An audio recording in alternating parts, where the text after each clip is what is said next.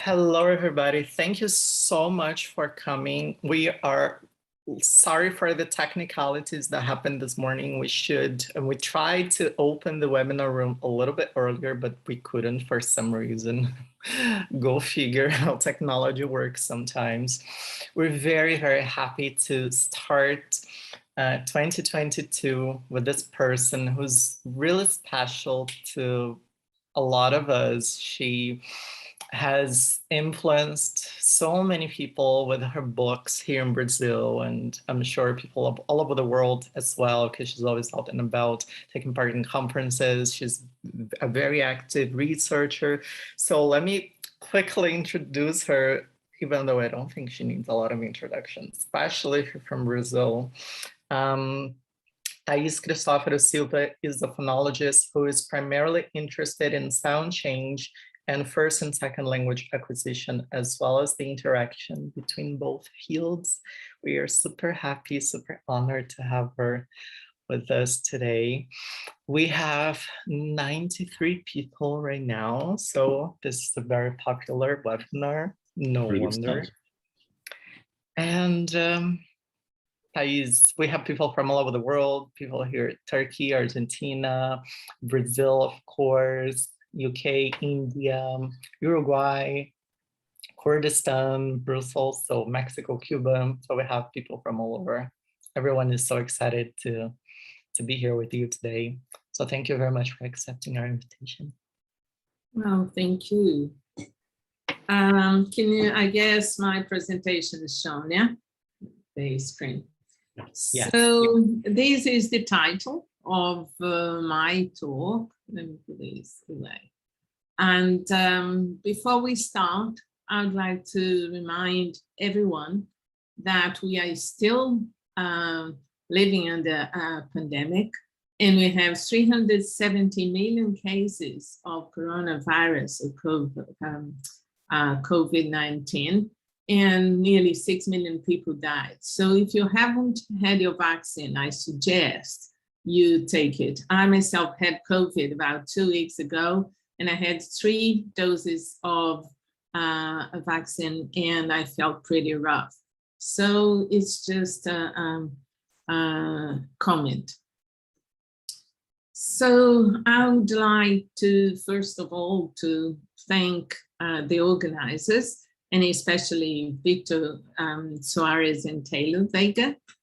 And thank you all for watching me talking. I'm not in my best shape today, as I've told Victor and Taylor, as I've had some problems related to COVID. It's not long COVID, but I've been having feeling a bit funny. So I hope I'll be able to, I'll manage to give this talk, and I'll do my best, of course, to do it. But if I don't feel right, I'll probably stop for a little bit and then I'll get back.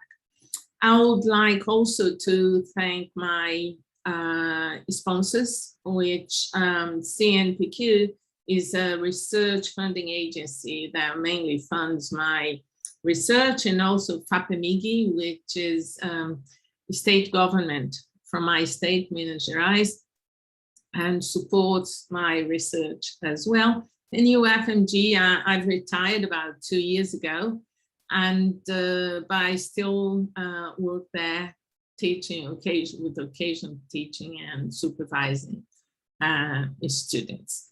So when Victor and Taylor invited me to give this talk, I thought, well, you know, I haven't really been attending the meetings. I know some people who've given talks, but I didn't know what to talk about in terms of a large audience, especially all over the world.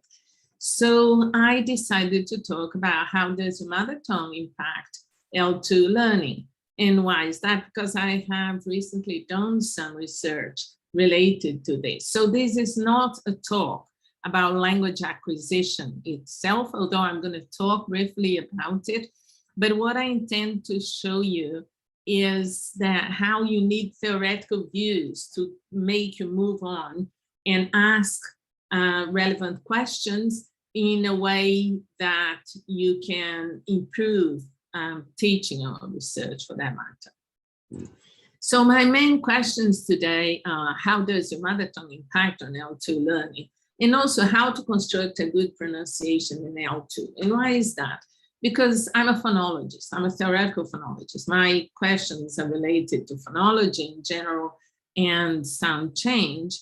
But I, of course, work with different things, including orthography, L2, L1, etc. So pronunciation for me seems to be a very important point of L2, but which is somehow neglected.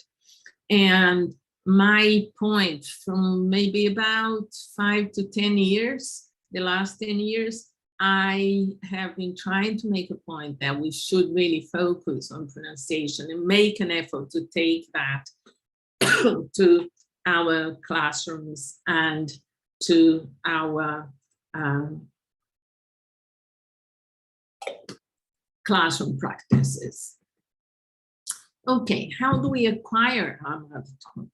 Well, you have from the Babel Tower idea to the most advanced research, which I would say now it's multidisciplinary, where loads of different people from the scientists from different areas try to get together to explain how on earth do we manage to talk.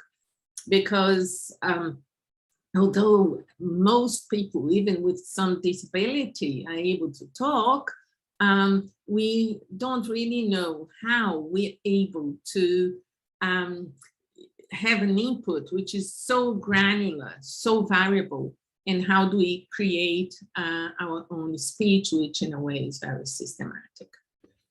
So in terms of phonology, in terms of linguistics in general, what we have is this linguistic side, the idea of a linguistic side, where you start off, of course, from an idea, let's say a sheep, and something that I put there with orthography, but it's not actually orthography. That would be this sound. So how do you start off?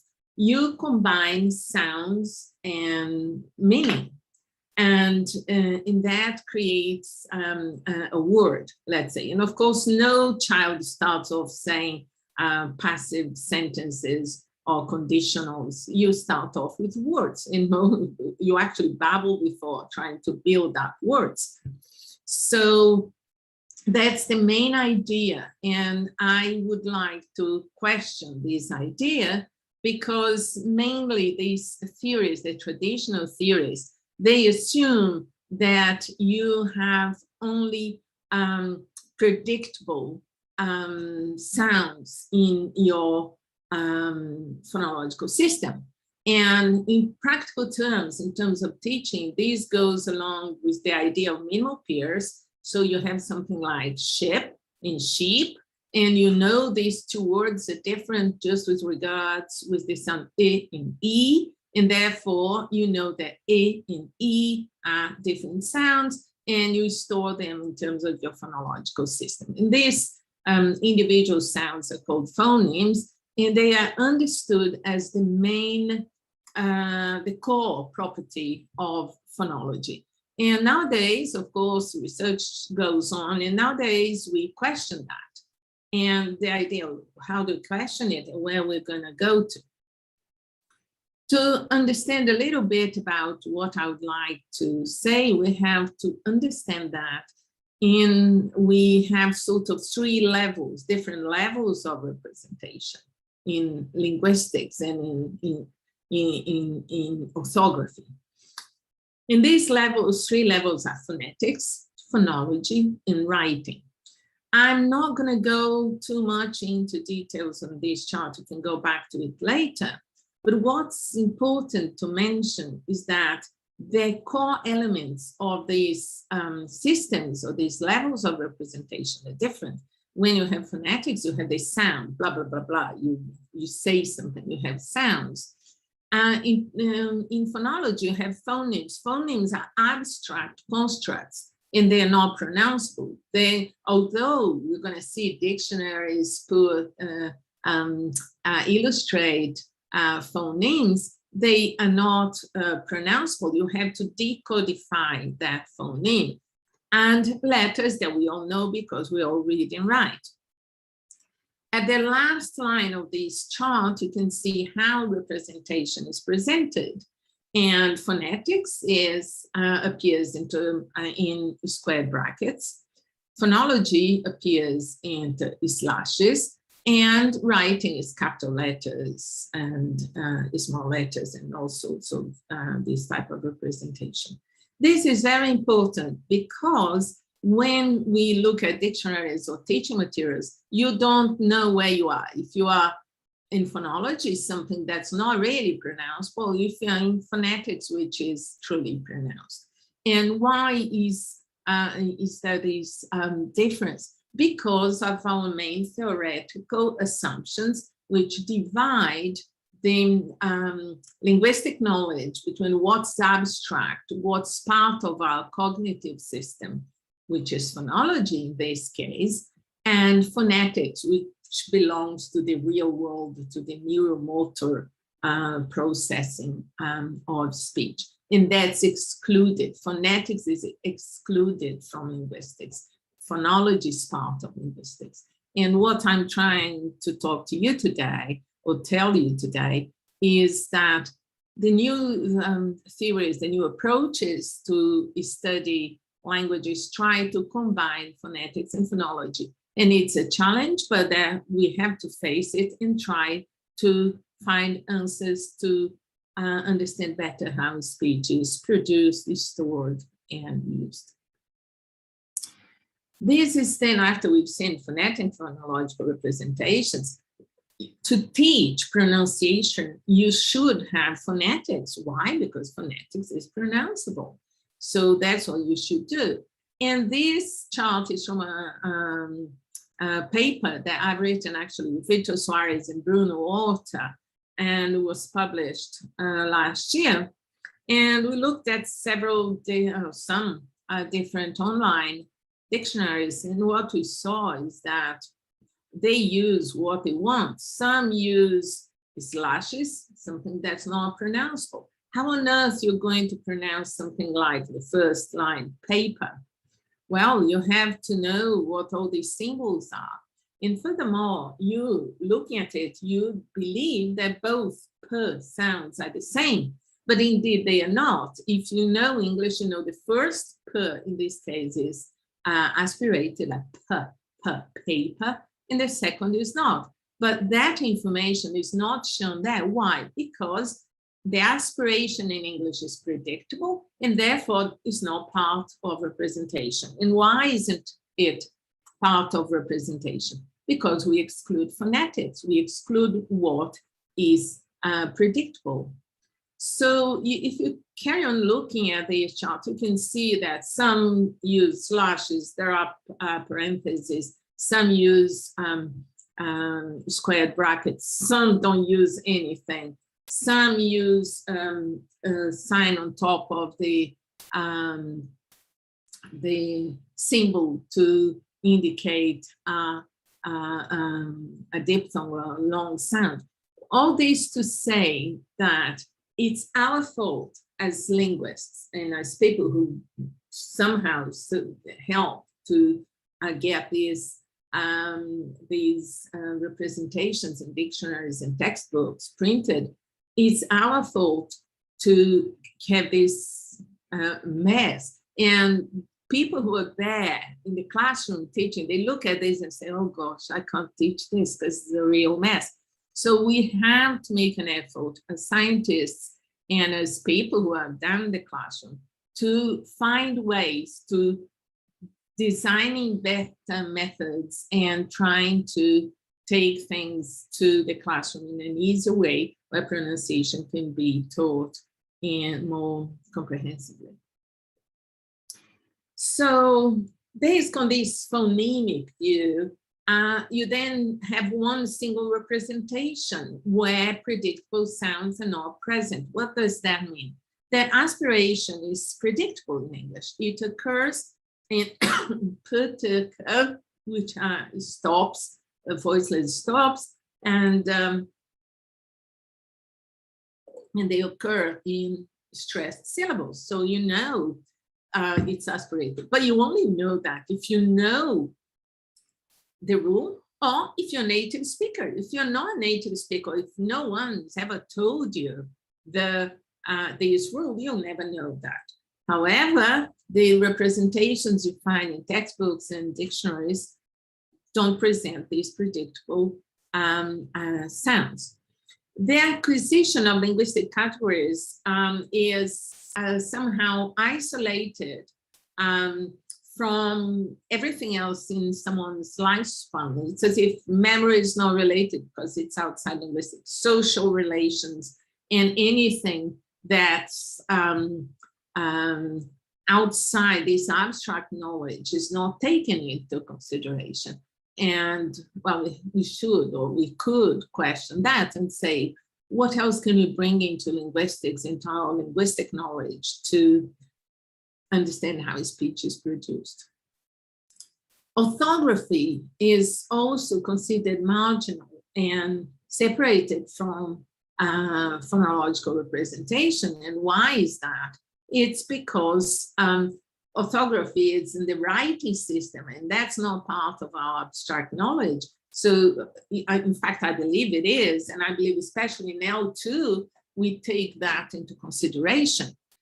But in this standard or traditional view, it's outside our linguistic knowledge. And difference between L1 and L2 are mainly explained in terms of the age of acquisition, the language acquisition, and the critical period hypothesis says, okay, you haven't, up to a certain age, you can acquire a language through the native. So, oops, yeah.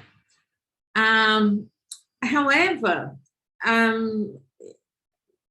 not to contradict, but to add to this traditional view, we have to understand that a child expands her or his linguistic knowledge gradually. You don't, a child doesn't just get the language like that, you build it. In fact, a child perceives the ambient language for about a year before speaking. Imagine if you're an English teacher and you say to your student, look, I'm letting you perceive a language, just listen to it for about a year, and then you're going to start talking. You're not going to do that. That's impossible. But if you look at how a child acquires a language, before they talk, they try to get it from that input. So that indicates that somehow input is very important to produce language. And another difference between a child and an adult way of producing speech is that the adult will take along the L1, and I'm going to talk to you a little bit about it when I'll present two Brazilian Portuguese case studies, but I'll be happy to discuss with you about case in your own language if I could help and if I understand what the situation is there. So the adult's linguistic knowledge involves the local ambient language, the L1. You also know other varieties. You suppose you are a native speaker of English and you are from, I don't know, London.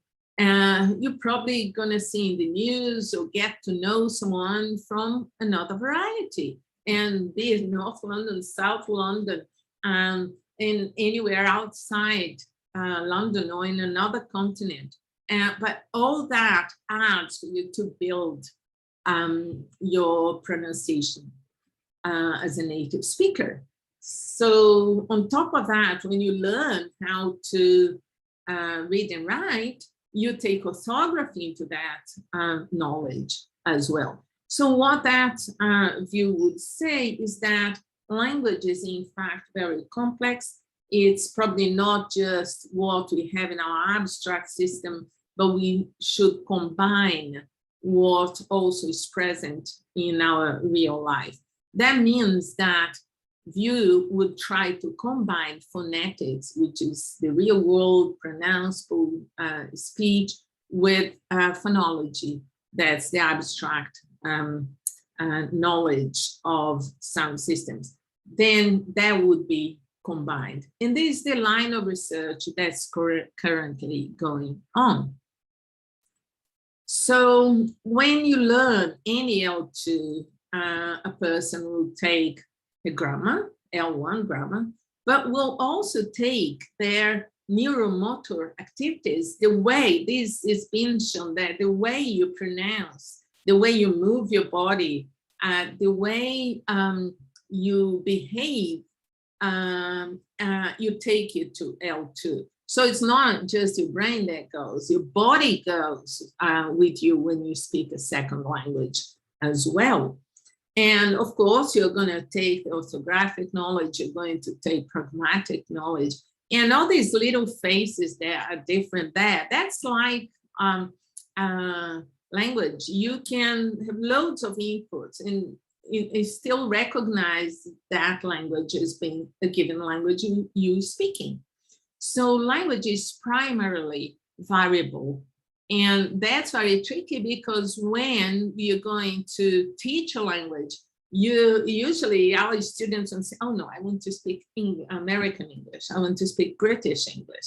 And this, we have to tell our students, look, I'm deeply sorry, but this is quite abstract. You have to speak to use your body, to use your cognition to speak that language the way you can. You'll never be a native speaker if you're not a native speaker. Or you can be a near native speaker, but you cannot be a native speaker. Why? Because you're not a native speaker. It's as simple as that. So how do we acquire our mother tongue then? That will, in the traditional view, say, okay, we acquire just the abstract system, just our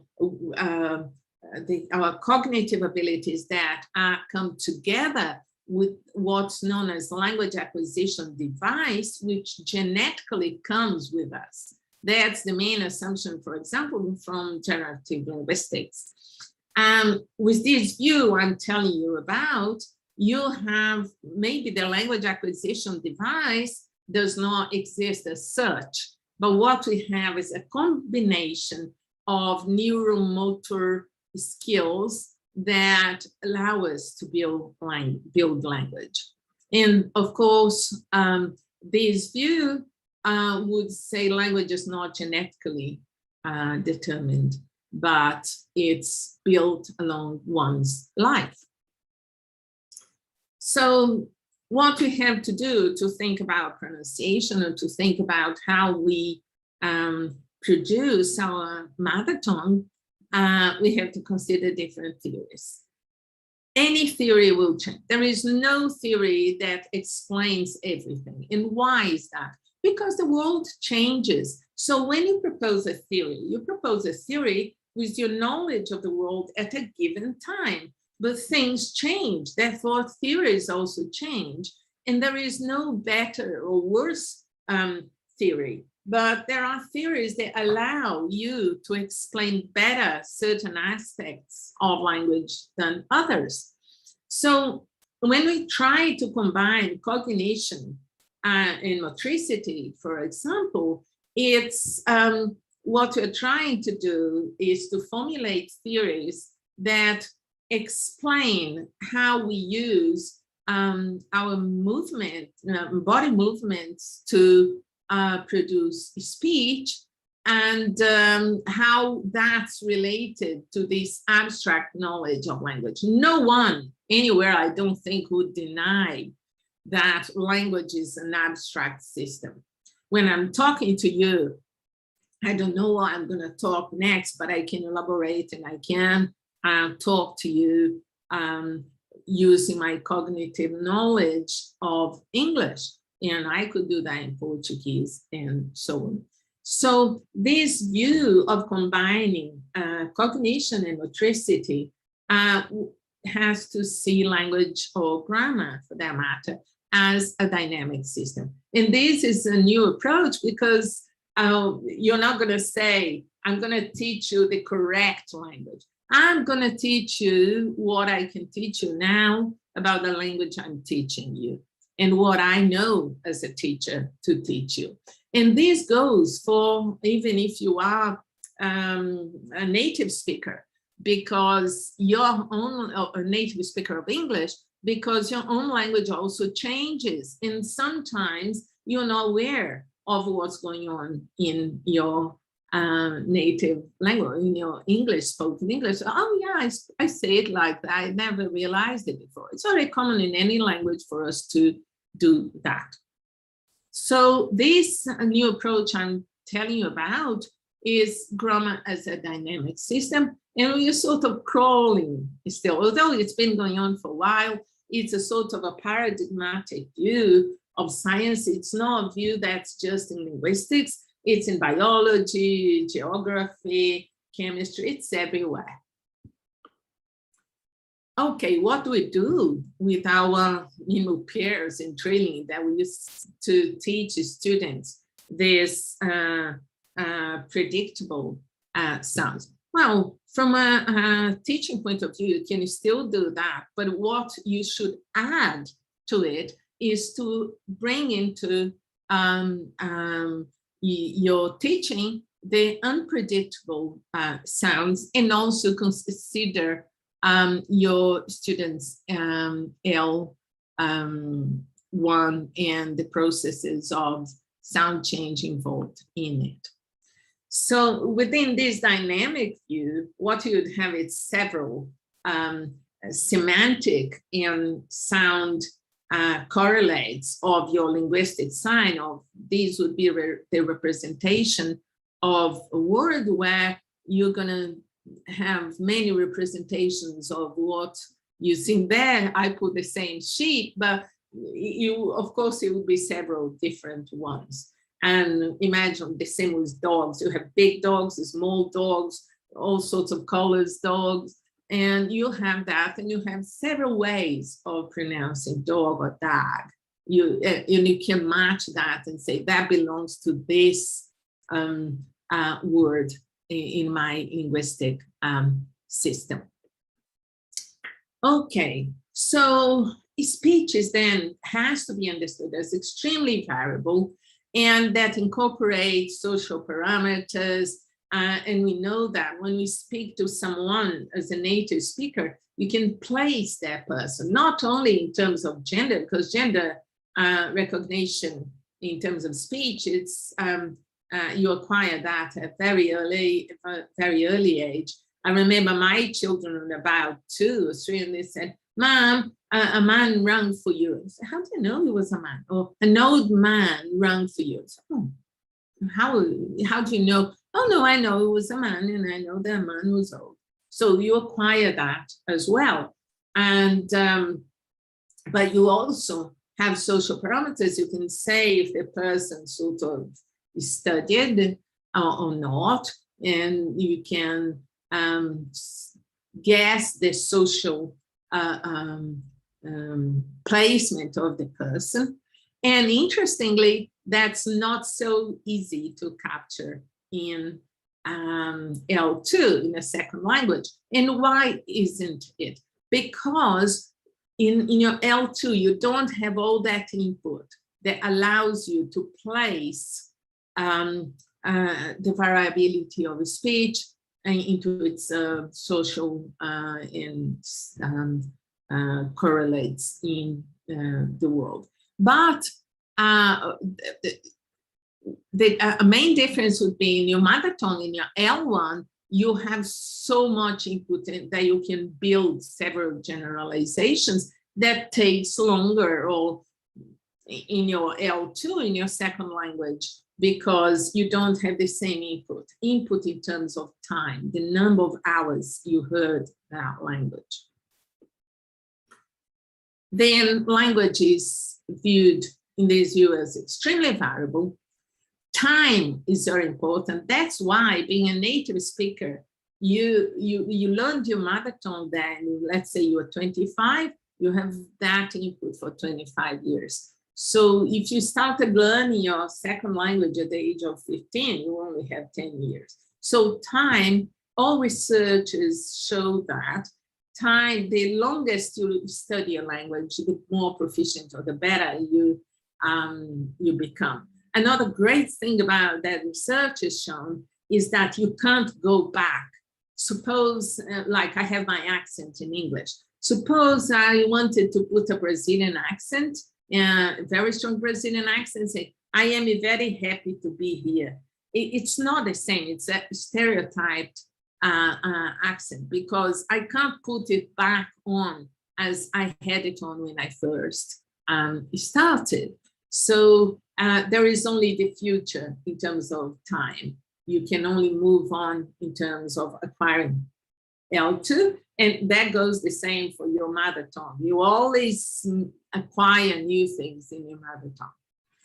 Movement, be it in a sign language or in a spoken language, movement is crucial. Actually, movement is crucial to life.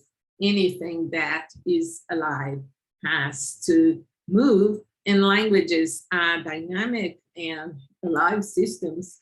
And so movement is part of it. So be it spoken language, gestural languages, or even writing, you need movement.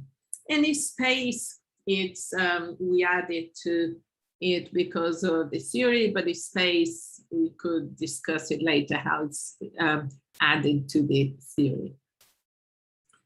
So this new view, or this non-orthodox, non-traditional view, which includes this dynamic system you can see on the right part of the slide on the bottom, its grammar is complex and dynamic, and it's got some systematicity. It's systematic in terms of you can propose rules, you can make statements about generalizations, but it's also extremely variable. So it's a combination, it's a pressure between stability and variability.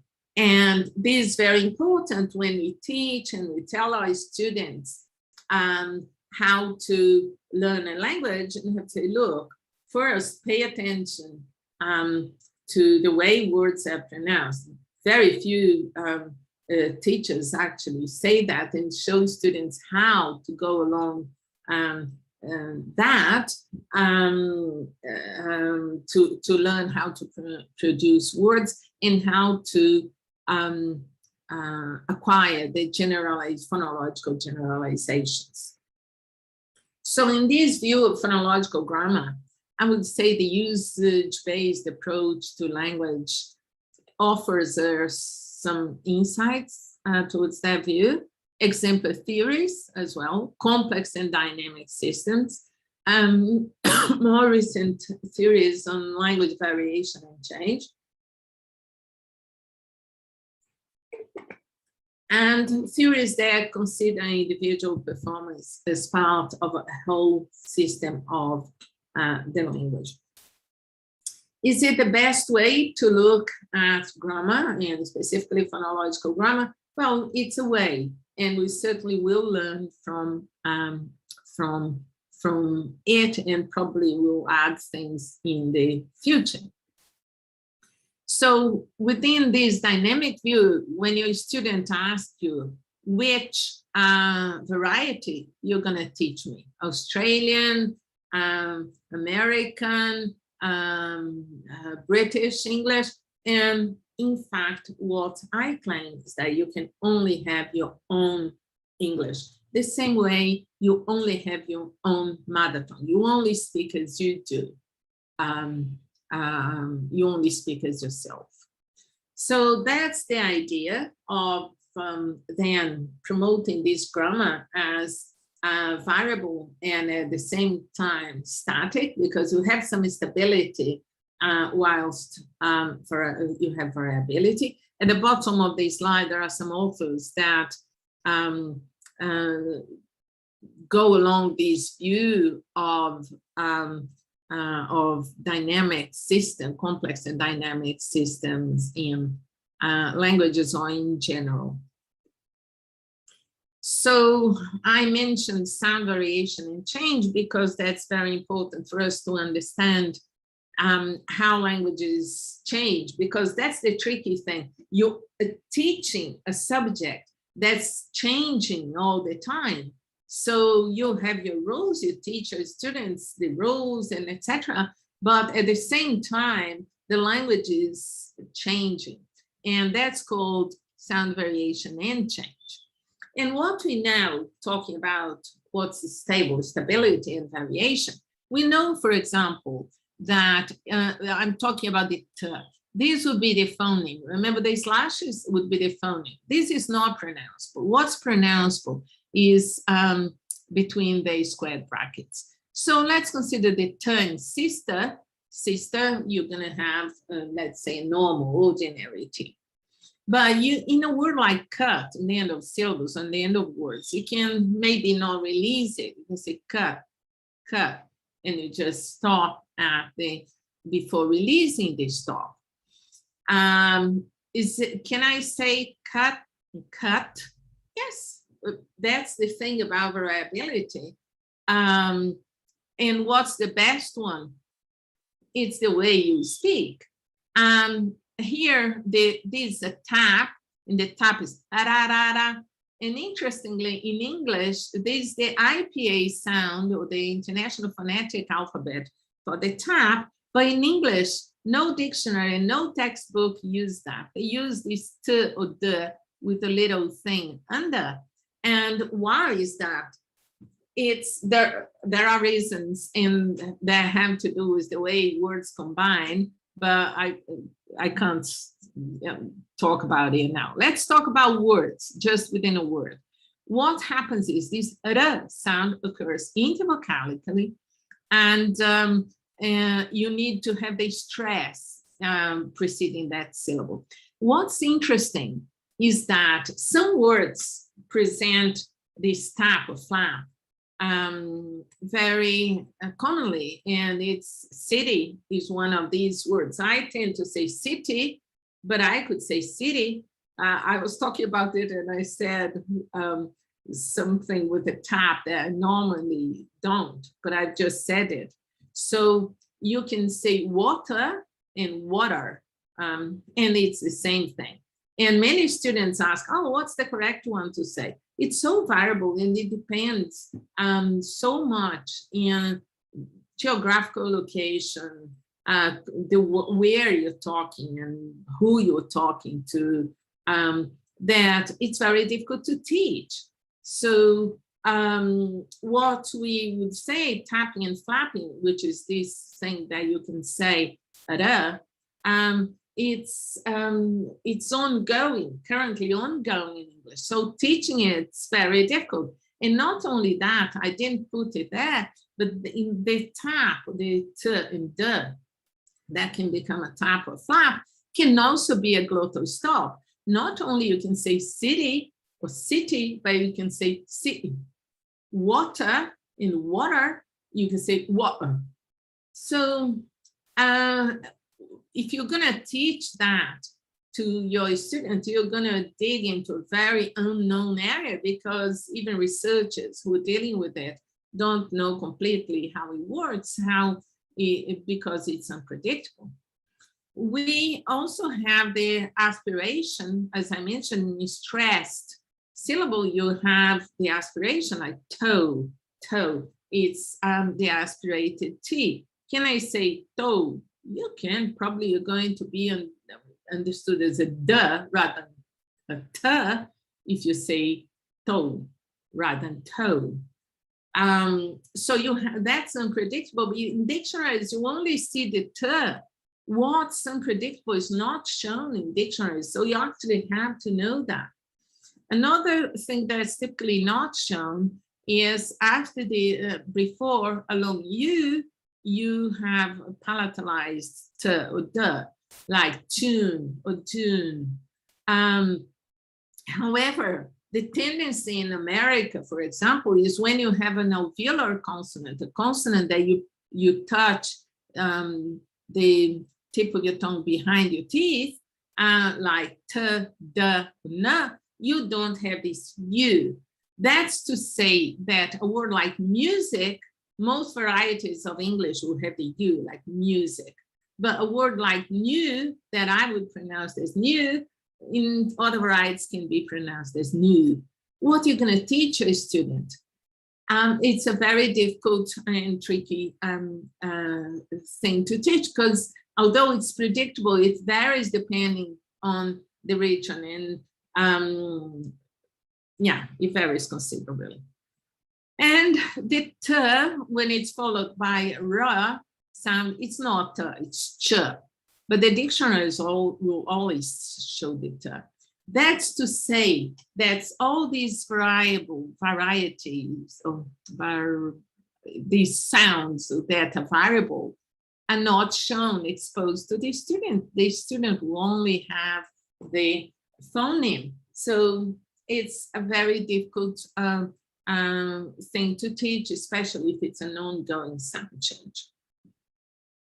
So we have orthography, phonetics, and phonology. And if you don't know where you are in terms of phonology, phonetics, or orthography, you are a bit lost. And that's not down to the teacher or to the student. It's down to the theoretical views we've imposed, and we have to try to make it better in order to take it down to the classrooms. Okay, let me see how I am for time. No, I think I don't have much time, so I'm going to go through this very quickly. And this is about SC cluster, like SC, that was published last year with my colleague, Matheus Freitas, and it was published at the Journal of Portuguese Linguistics. What we looked at was long words like spa, spaghetti, status, and so on, and how Brazilian Portuguese would pronounce it. Why were we interested in that? Because typically, if you know Brazilian accent, we say school, stress, sky. And so we wanted to know, do we do that in long words? And so we also compared words in Brazilian Portuguese that started with is, like espaço, estádio, and so on. So what we wanted to know is, when you have the possibility of an S consonant in loan words or native words in Portuguese, what do you do? How do you pronounce that? The results, just quickly, were that we actually pronounce native words and loan words differently. It's not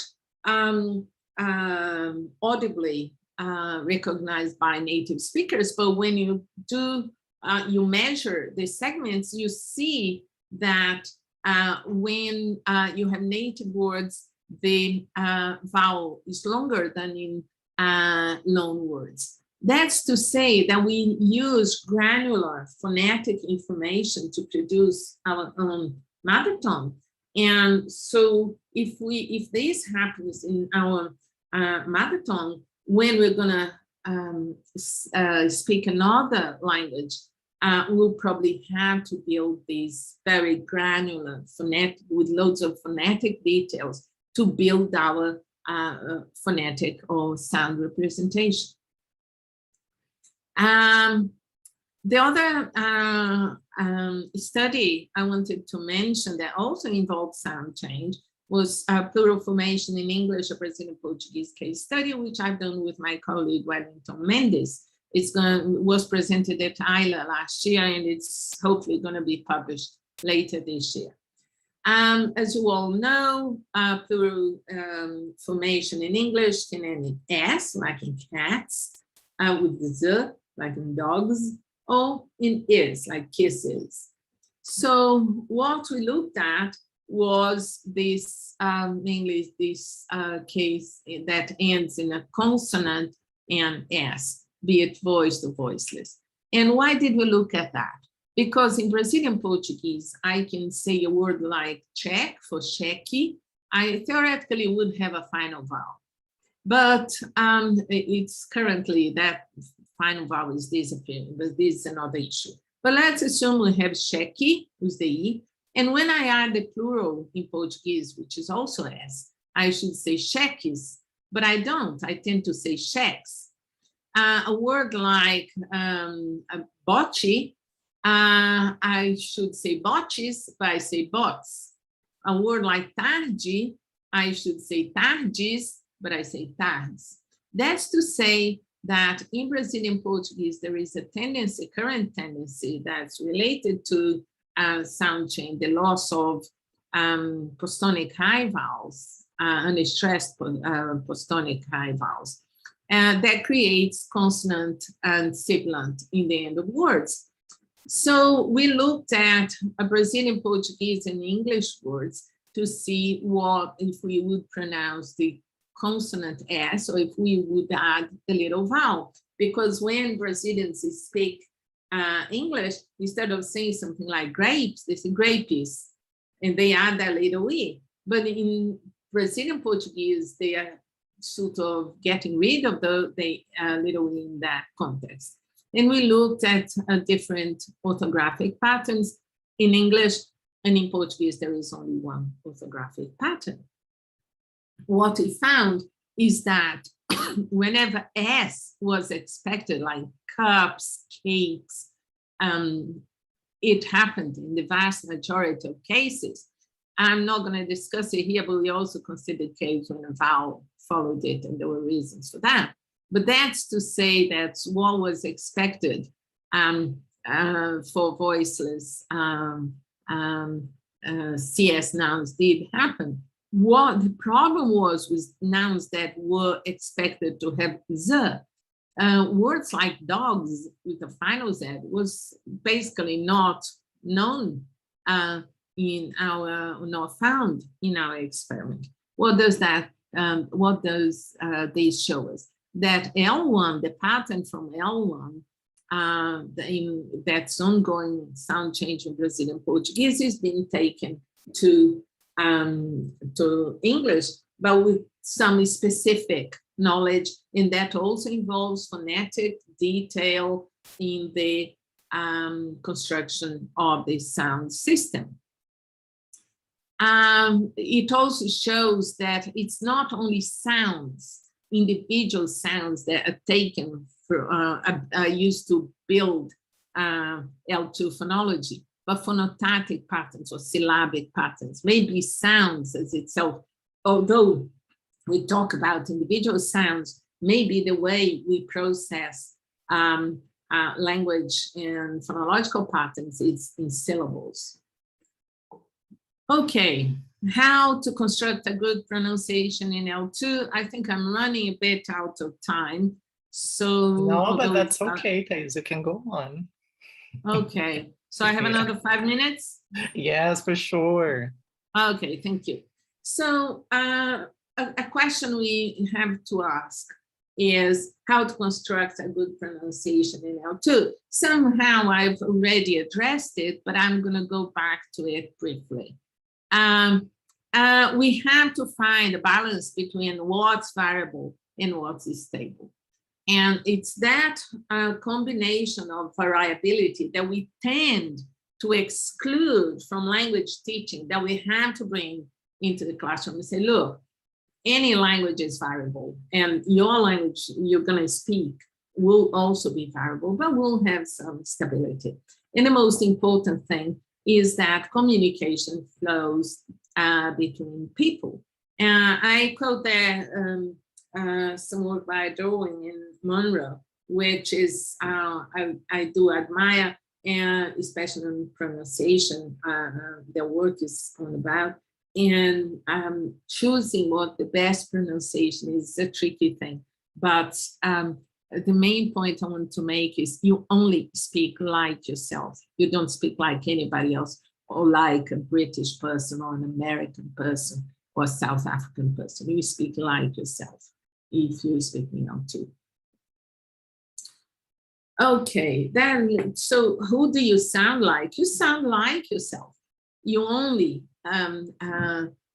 use your own body, your own vocalic apparatus to produce a speech, and also your own cognition. And that's why you only speak like yourself.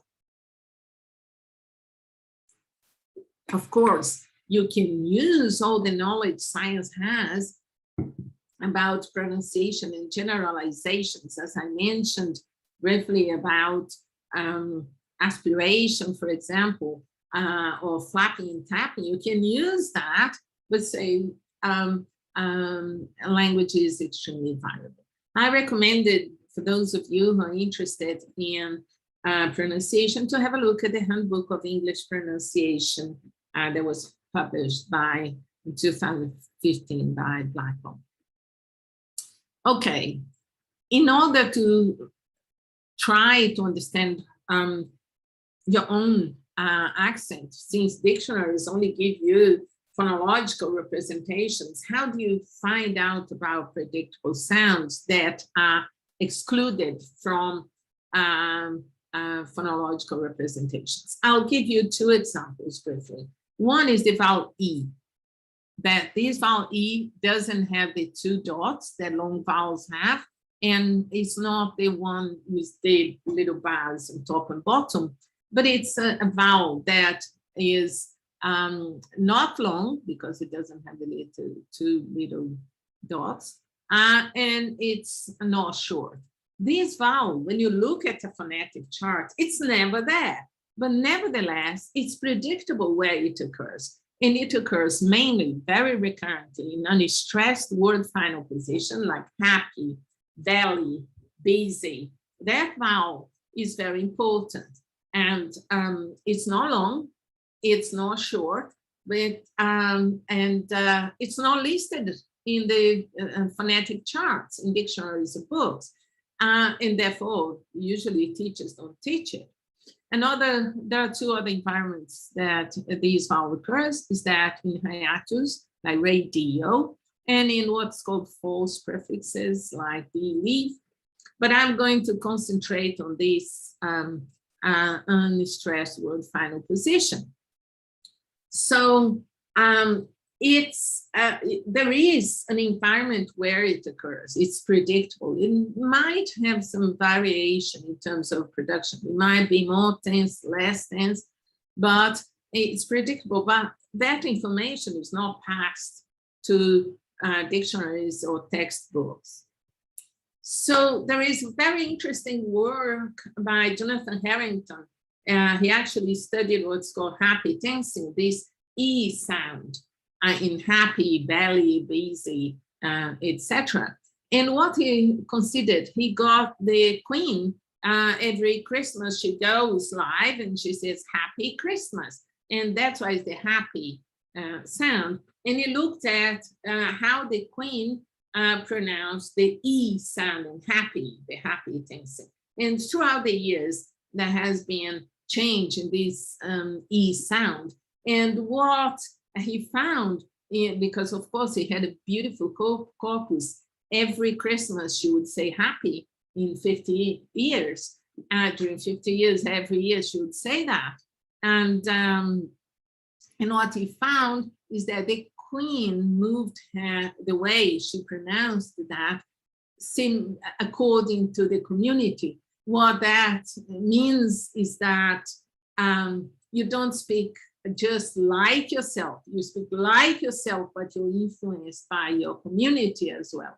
So it's this combination between she remained being the Queen, she remained being herself, but she adapted her speech in this specific case, very likely in regards to others, according to the way the community changed as well. But this E sound, if you look at any phonetic chart, it's not there. And how is your student or yourself know that that sound exists? Somebody has to tell you. And as pronunciation is not the main issue in English teaching, it becomes a bit of a problem. So how would a non-native speaker learn about the predictable sound E?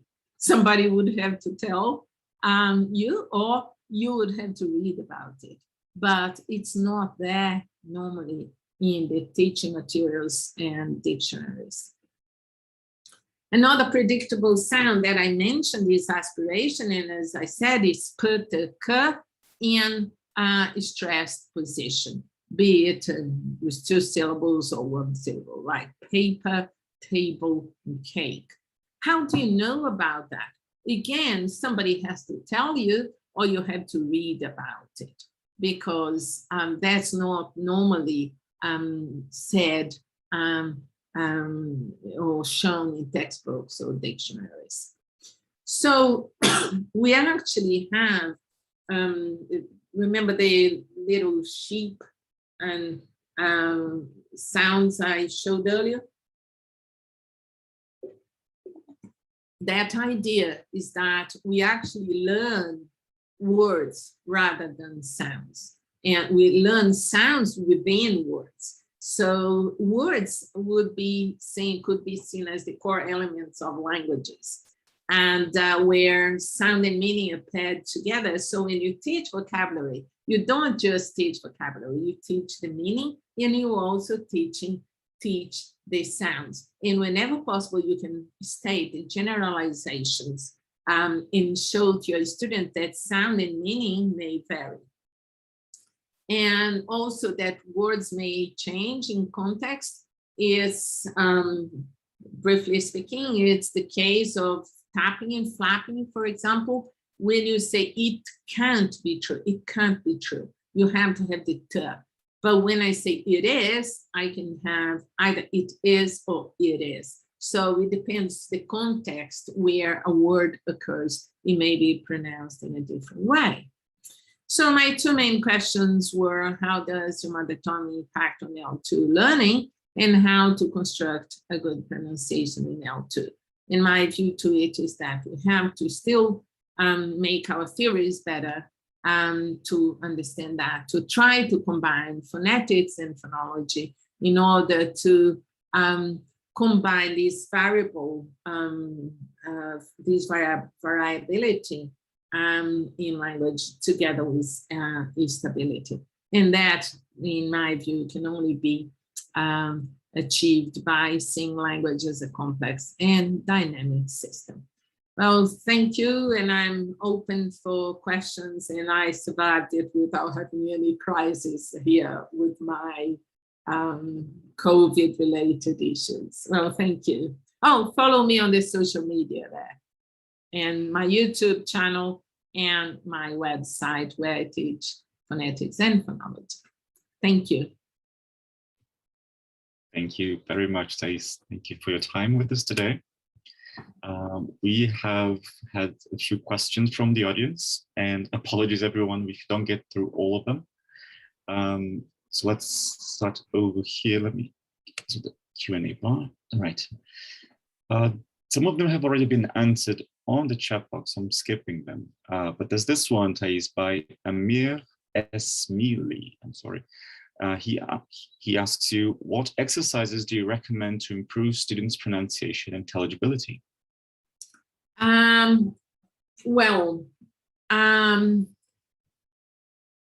I think before doing exercise, you have to make explicit statements about phonology. Suppose you are teaching aspiration. You have to tell your student that a particle are aspirated in a stressed position. So then you're going to say, first, you have to understand what a stressed position is, and then practice with your student to identify stressed and unstressed positions and be able to hear the difference between an aspirated particle to an unaspirated particle. And then once that's known and your student understand what is related to the articulation, you can practice in different words and combine listening and producing, because that's how you learn speech. You perceive speech and then you produce speech. I hope I've answered that. Yes, somebody said they're unpredictable sounds. They are allophonic variants. Yeah. That was by Andrea Gaetan. Yeah. So she's asking, is it okay to call unpredictable sounds allophonic variants? Yeah, allophonic. Again, allophonic variants are in this phonemic assumption of language. So what you say, you have a phoneme and you have the allophones. But some allophones, like as I said in sister, they will very likely be pronounced as stir, sister. You're not going to see sister with a glottis or scissor with a tap or an aspirated sister. You're not going to have that. So it's more, it's predictable that will be the ordinary T, but then the allophonic cases when more variation occurs is not explained. What I'm saying is, when you talk about variability, you say what varies more in more context, what's part of a sound change in contrast with sounds like in sister that are more stable. So that's to say not all allophones are the same. So that's why I don't use the term allophone, because they're actually not the same. They behave and they work in different ways. And that's why I don't use allophone. But it would be, in a phonemic view, it would be equivalent, the term. There's a question by Melanie. When you were talking about the happy vowel from the use by the Queen, she's asking, how did she say it and how does she say it now? Okay, this outcome, the happy tense, is the way the E, like busy, happy, belly, the E became more tense in terms of its articulation. And this was a change that has occurred with ordinary people. So, and that had been studied. Oh, there is this E sound, a postonic word final E sound that's changing and becoming more prominent or more becoming stronger or tense. And so that was seen in the community. So he said, oh, let's check how the Queen dealt with it along the time, because we knew that people changed, like the community was changing it. So the question there was, does the change affect everyone, including the Queen? Because there, of course, it was not just the Queen that was studied, it was including the Queen. And the community changed and the Queen did as well. Nice. There's now a question by David Fernando. He's asking, how much do teachers need to know about phonetics and phonology to help their students cope with the sounds of English? Well, that's a very good question, David. In fact, I think we have to improve the phonetic and phonological theories to make it more palatable to take down to the classroom, because whilst we are saying, okay, phonology is in the cognition, phonetics is down to pronunciation, it's a quite complex, especially the way we use the symbols and the way we formalize phonology. It's like too abstract to take it down to the classroom. I like, as I said, the work by Derwin and Monroe. They have very good insights on how to take it down to the classroom, but they are not phonologists specifically. They are more interested in pronunciation. What I think is we have to have better theories in order to make it more palatable to be taken in the classroom. But answering your question, how much or what do you have to know? Well, read a good book like Kreidler, The Pronunciation of English, or any good book, any book in phonology, about phonology. I would say read phonology. Actually, if you have to read just one book, and I'm not paid to do this advert here, I would recommend A Course in Phonetics by Peter Ladefoged. It's the most recent edition is together with Keith Johnson. And although it's called A Course in Phonetics, it does talk about phonology. And I would say it's a very important book to understand how sounds are produced and what's the sort of distribution of English sounds in terms of environment. Absolutely. Now there's a question here by Gloria Friedman. Can you recommend any resources which include specific sounds in different languages which either make it difficult to learn English or which are easily adaptable to English? I don't know quite if I understood your question, but I think John Wells looked into different accents from different speakers, how different speakers would speak English. Is that the way? What is the, I don't think I got this question. Can you say it again? Because I understood she wants to know how L1, you take your L1 into L2? Yeah, I think it says, which includes specific sounds in different languages, which either make it difficult to learn English or which are easily adaptable to English. Yeah. Maybe that's for like learner English that shows which sounds are difficult because of their L1? Yeah, I would say any book like The Pronunciation of English, like Cridle, or any book along this line will always mention that.